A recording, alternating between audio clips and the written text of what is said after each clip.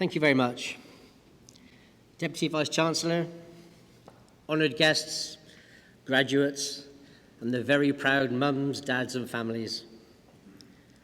When I received a letter from the Chancellor informing me that I'd been awarded an honorary doctorate from my home city university, I felt very privileged.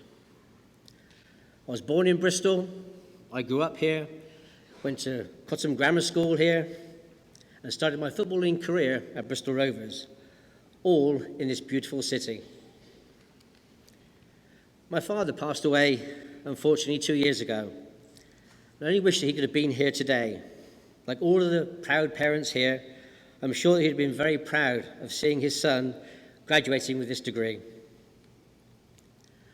When I was diagnosed with diabetes at the age of 17, it was apparent the doctors thought I'd have to give up my footballing career.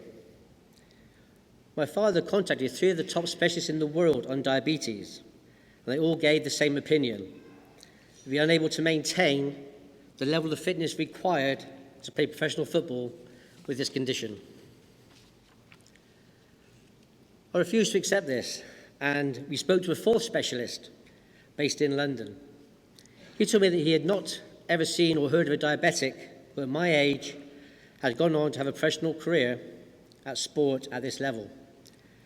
But he said to me that if I was prepared to go for it, then he said he would support me and back me up.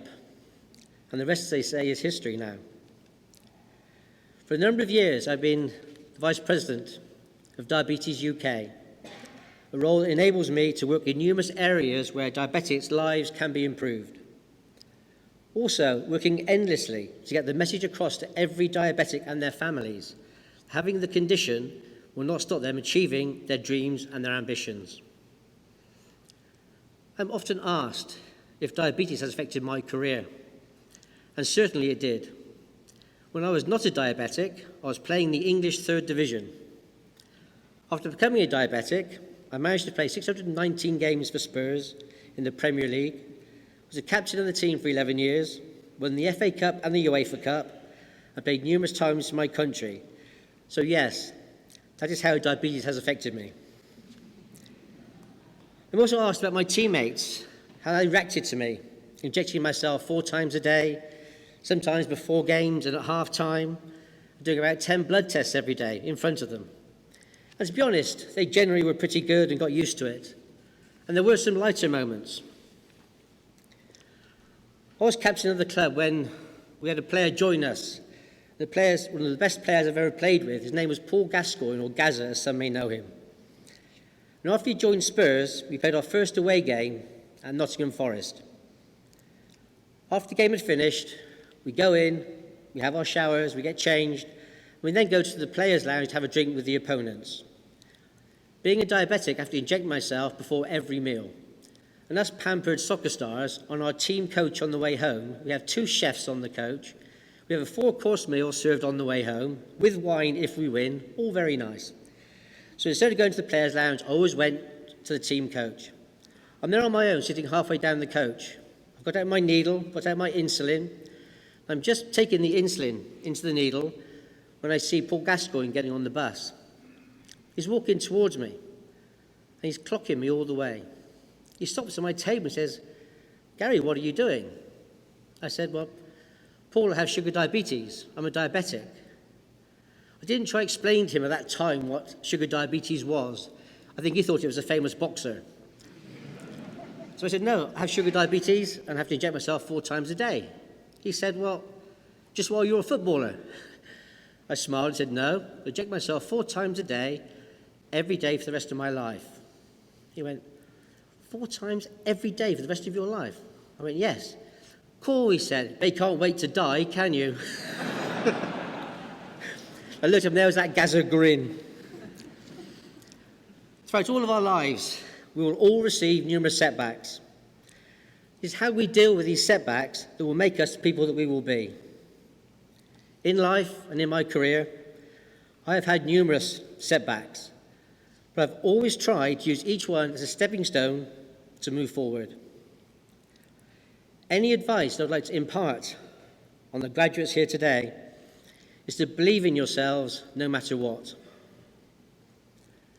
When I was young, I had a poem stuck on my bedroom wall when I was 8 years of age, and it's still hanging in my office today. I'd like to share it with you. The poem is called, "If You Think You Can, You Can." If you think you are beaten, you are. If you think you dare not, you don't. If you like to win but think you can't, it's almost certain you won't. If you think you will lose, you've lost. Out of this world we find, success begins with a fellow's will. It's all in the state of the mind. If you think you are outclassed, you are. You've got to think high to rise. You've got to be sure of yourselves before you can ever win a prize. And life's battles don't always go to the strongest or the fastest man. But sooner or later, the one who wins is the one who thinks he can. As I said earlier to everybody here today, all the graduates, believe in yourselves, believe in your dreams. Always, no matter what your dreams and ambitions are, never let them go. Hold on to them. Aim high. Make the impossible possible. You have the capabilities to make the world a better place. So go for it, and the very best of luck. And now, I've been sitting through the presentation so far, and whilst it was fantastic and I loved the applause, I could feel some pent-up joy and emotions from all the parents and the families and friends here today. I think that the decorum of being inside this stunning Wills building has not allowed you to actually feel free to show the enjoyment and the emotions of your children, your friends, being graduated here today.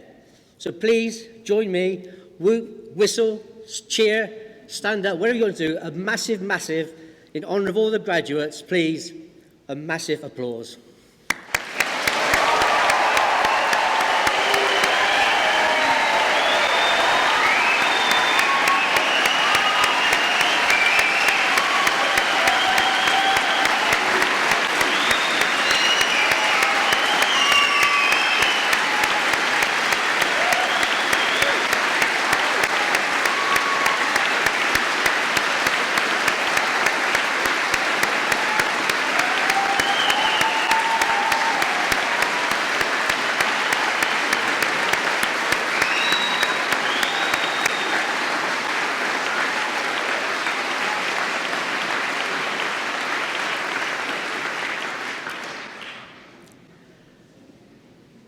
That was fantastic. Raising the roof on this building is such a difficult thing to do.